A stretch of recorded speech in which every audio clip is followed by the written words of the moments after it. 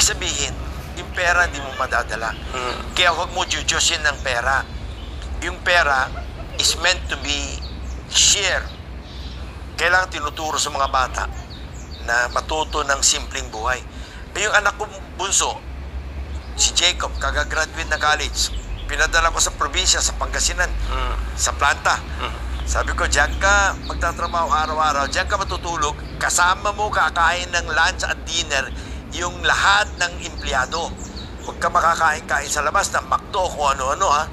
Of course. Mindset. At huwag niyo bibigyan ng malaking baon.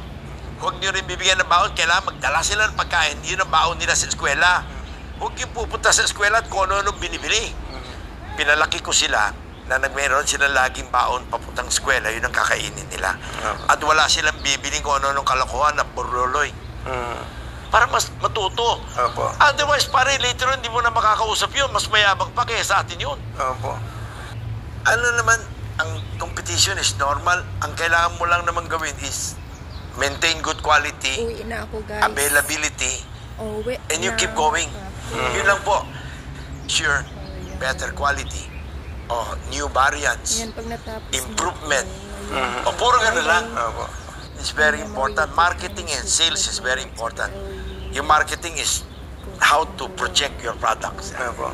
Yung sales is you go down, choose the right local partners to represent us. Choose the right local partners to be our distributor.